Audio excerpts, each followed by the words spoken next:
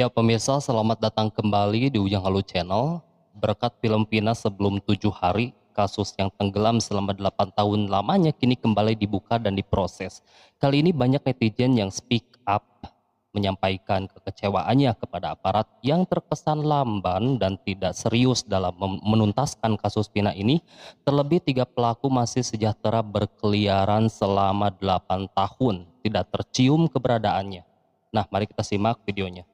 Banyak banget drama sana sini, akhirnya kasus Vina kembali diangkat. Sadar nggak lu? Nggak banyak reviewer yang mau ngebahas film ini. Ataupun public figure yang mau mengangkat kasus Vina ini. Bahkan lebih banyak yang nentang atau ngehujat filmnya. Gue buka komentar di Twitter pedes-pedes coy. Sakit jiwa dibuat film. Miris, nggak punya empati. Harusnya dijadiin film dokumenter aja. Semua ngehujat filmnya, nggak ada satupun yang gue baca fokus ke kasusnya. Padahal tujuannya kasusnya ini loh. Minimal kalau lu nggak suka filmnya ya lu bilang gini lah. Saya tidak akan menonton filmnya, tapi saya harap kasus Vina bisa terselesaikan. Gue pribadi pengen tonton ya gue tonton lah. Emang gue ngebahas filmnya? Enggak, gue ngebahas kasusnya. Gak ada gue cerita filmnya bagus, enggak. Jujur gue pribadi nggak suka waktu adegan hantu Vina balas dendam ke pelakunya. Apa-apaan nih? Lagian salah lu juga ngapain buat film maksa banget masuk ke genre horor. Padahal nggak usah ada embel-embel horor, gue yakin filmnya juga bakal tetap laku. Karena power dari kisah Vina ini tuh ada di rekaman suaranya waktu kesurupan. Itu aja udah epic. Ya udah, horornya tuh di bagian pas kesurupannya itu aja. Tapi jujur setelah gue nonton filmnya, hati gue jadi terketuk guys. Awalnya gue kira kasus ini udah selesai. Tapi dari tahun 2016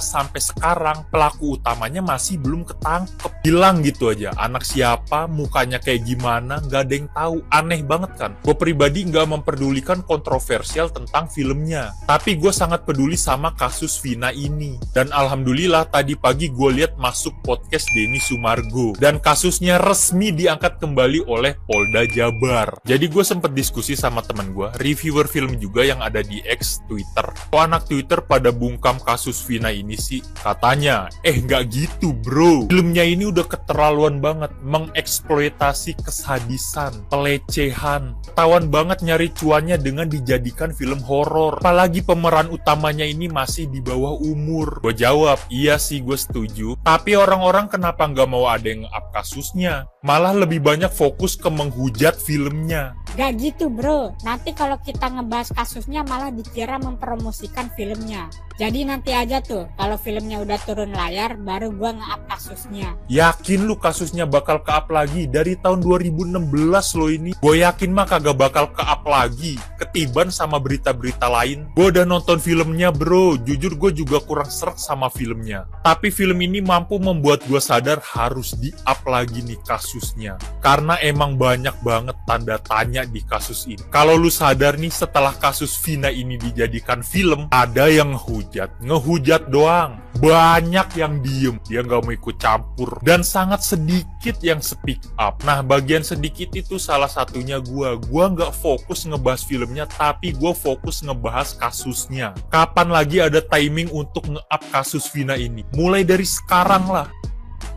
Kasus dari Vina dan juga Eki akhirnya dibuka kembali, dan kali ini yang menangani adalah Polda Jawa Barat. Tadinya adalah Polres Cirebon, namun setelah 8 tahun nihil tidak ada hasil dari pencarian 3 DPO, akhirnya diambil alih oleh Polda Jawa Barat. Dan kalau kalian baca di portal berita, di situ Polda Jawa Barat itu juga menjelaskan sobat cerita bahwa 3 DPO ini tidak ada kaitannya dengan kepolisian atau anak polisi atau yang lain-lain, karena banyak beredar begitu ya di netizen yang menyatakan kenapa 3 orang ini tidak bisa ditangkap sampai 8 tahun, katanya ada kaitannya sama polisi. Ternyata nggak ada ya. Justru korban yang meninggoy ini adalah Eki. Eki ini adalah anak dari polisi sobat cerita. Nah, kalau kalian penasaran sebenarnya seperti apa runtutan kasus ini sampai akhirnya dibuka lagi, salah satunya juga karena adanya film Vina sebelum 7 hari. Teruntuk Bapak polisi yang ada di seluruh Indonesia, teruntuk Bapak Kapolda dan Bapak Kapolri yang ada di seluruh Indonesia. Ini Pak, ini menurut aku Pak, ini menurut aku. Kalau aku salah minta maaf. Setauku polisi itu kan nggak sedikit Pak, ya kan? Dari tingkat yang di perdesaan ataupun tingkat di kelurahan itu ada namanya Babinsa, ya kan? Nah, biasa Babinsa diletakkan di sebuah perkampungan ataupun di sebuah kelurahan, ya kan? Nah, ada juga namanya Polsek. Polsek itu adalah di kantor polisi yang ada di setiap kecamatan, kan begitu. Setelah itu ada lagi namanya Polres. Polres ini adalah kantor polisi yang ada di setiap kota, induk dari polsek-polsek yang ada di kecamatan tadi.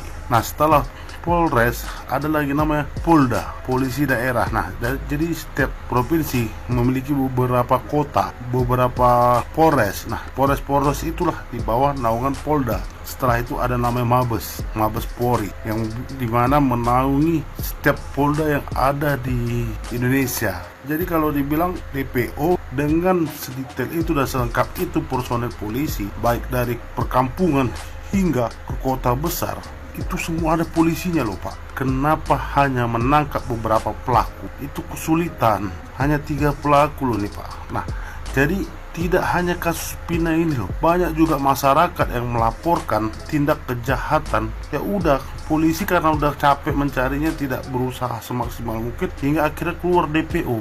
DPO itu sama kayak gini lah, kayak cuci tangan kan gitu. Ketika korban bertanya apakah pelakunya sudah ketangkap, ya orang bapak tinggal jawab belum, tapi udah kami DPO kan. Nah, daftar pencarian orang DPO seharusnya dicari sedetail-detail mungkin dicari Pak. Kalau hanya nunggu orangnya datang menyerahkan diri atau menunggu korban atau keluarga korban menangkap pelaku lalu menyerahkan ke orang bapak, itu namanya bukan orang bapak yang mencari, kami masyarakat yang mencari. Dari kasus Pina ini kita bisa mengetahui ataupun belajar bahwasanya tidak semua DPO itu difokuskan. Tidak. Ingat ini satu ya, menurut aku nih Pak, tidak ada pelaku kejahatan yang bisa lari kecuali tidak dikejar. Itu dia. Terima kasih.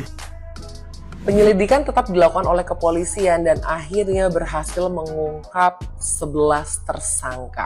Dan 8 telah ditangkap dan 3 lagi masih buron sampai saat ini. Dari 8 pelaku yang ditangkap, 7 diantaranya dihukum seumur hidup dengan pasal pembunuhan berencana dan persetubuhan anak. Dan 1 pelaku lainnya karena masih di bawah umur dihukum 8 tahun penjara. Miris nggak, masih bocil-bocil. Dari pihak kepolisian sendiri, 3 nama yang mereka sudah identifikasi adalah Dani, Andi, Peggy, atau Perong.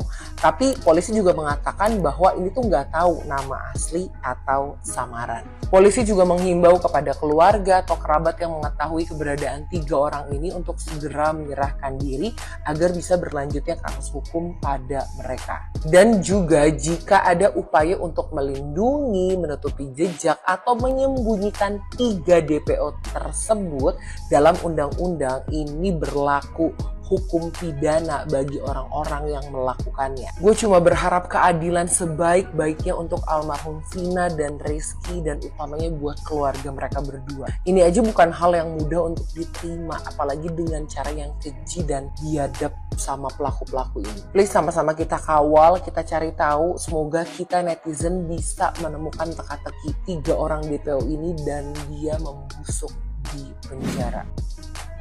Yang menganggap kemunculan film tersebut dianggap kontroversi dan dianggap mengeksploitasi, ya boleh-boleh saja, tidak ada yang salah terkait argumentasi tersebut. Karena semua orang berhak memberikan argumentasinya tentang hal apapun kawan.